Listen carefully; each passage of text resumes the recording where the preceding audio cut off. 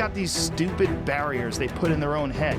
You got to resist those goddamn things because they don't do you any good, and they certainly define the potential for your future in a negative way. It's not self-serving, and it's not even real.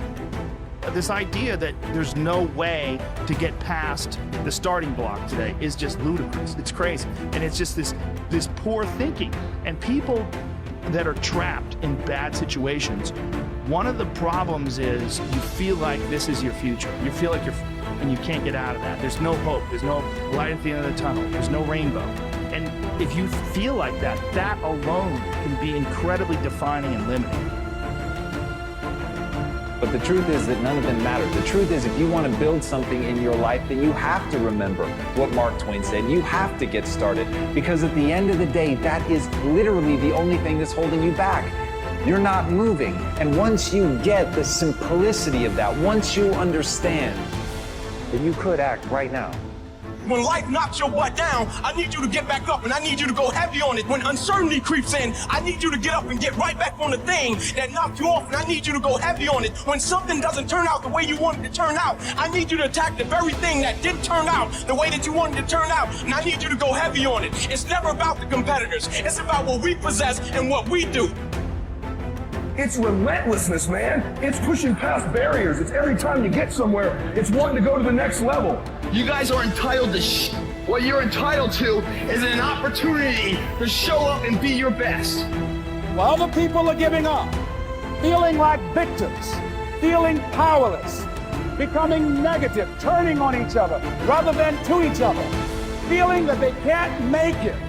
Be ye not conformed to this world, but be ye transformed by the renewing of your mind with the mindset of that it's possible that we can save this generation. It's possible that we can create new industries, a new economy. It's possible that I can find a new profession, a new job. It's possible I can create a new life. And it's necessary that I become actively involved in becoming a positive force in my life and on the planet. And it's me, yes, it's you, it's all of us, pulling together, working together to create this brand new future.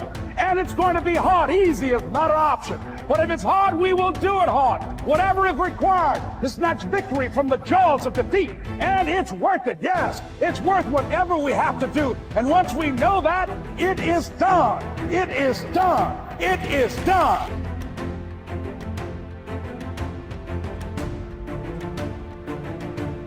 I think we're all faced with great opportunities brilliantly disguised as impossible situations.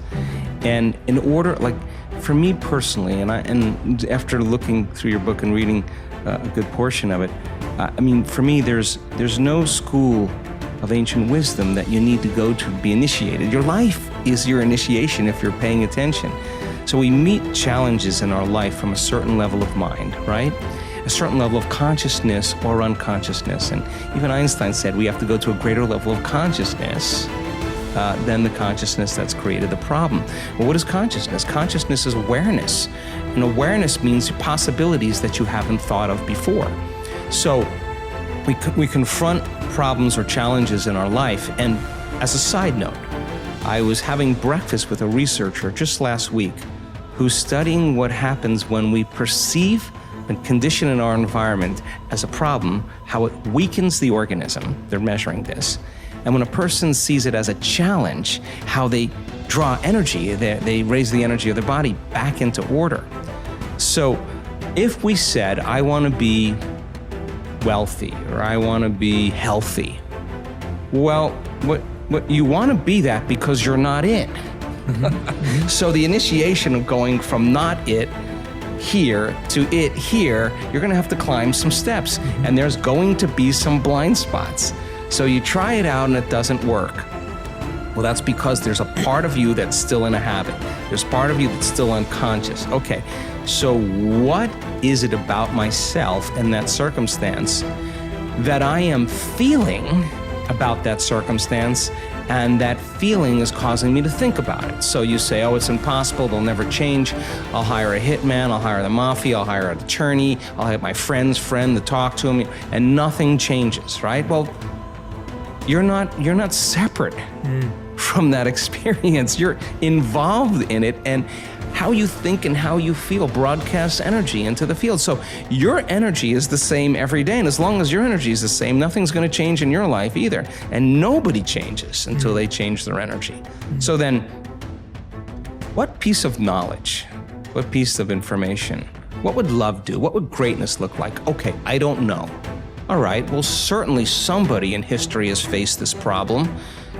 Don't get on Facebook and say, does anybody have any answers? Go look it up and study and read and learn. You'll own it. And you'll say, wow, that person that was wealthy, they failed 500 times. Yeah. Well, hell, I had the wrong view of wealth. Okay, then failure's not a thing. I got to overcome failure. Well, yeah, just climb the step. Yeah. Okay, I'm reacting to that circumstance with the same emotion. That emotion is firing the same thoughts. I'm broadcasting the same energy into the field. If I were facing that circumstance and situation again with that person, that circumstance, what do I learn from that circumstance? How could I do it differently the next time? Find out a solution and rehearse it.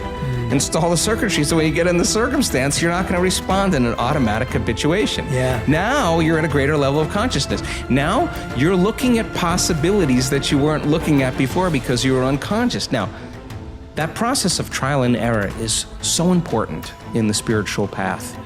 How many times do we have to forget before we remember? And then we remember and we forget again. And it takes constantly remembering until we stop forgetting. And when we get to that point, now we're conscious. Now there's wisdom.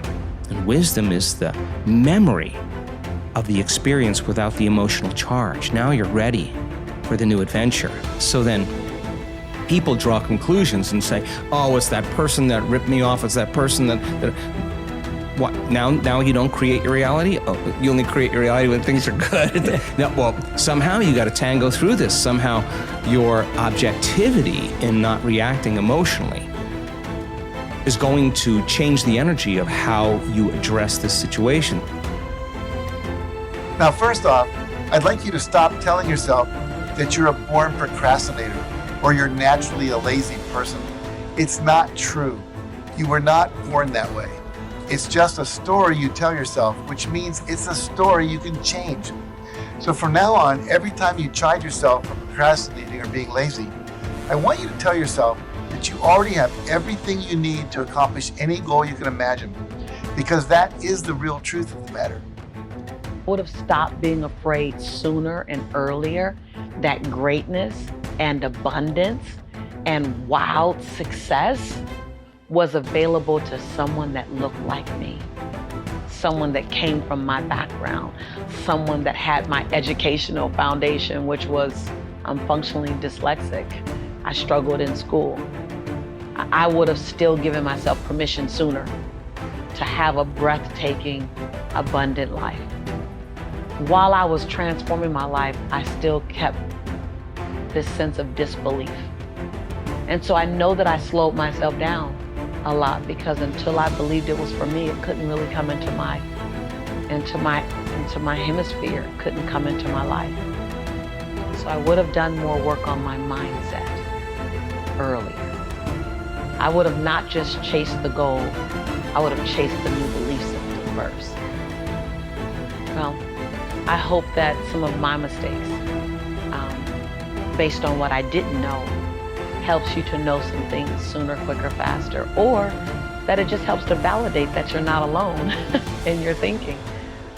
I don't ever try to be perfect. I just want to perfectly manage my imperfection. Be a quick learner. Don't let it take long to teach you. Learn quick. Don't run at the wall too many times. Learn quicker. One guy said he broke his nose 7 times in the same place. Somebody says, looks like you'd stay out of that place. Learn quicker. Don't be stubborn. See, some people won't change even when a better way comes. You say, well, I've been doing it this way 30 years. Hey, be ready for change. If it's a better way, go for it. But don't try to beat it. Better have a valued goal, because otherwise you can't get any positive motivation working out. And so the more valuable the goal, in principle, the more the micro processes associated with that goal start to take on a positive charge. And so what that means is, well, you get up in the morning and you're excited about the day, you're ready to go. And so as far as I can tell, what you do is you specify your long-term ideal,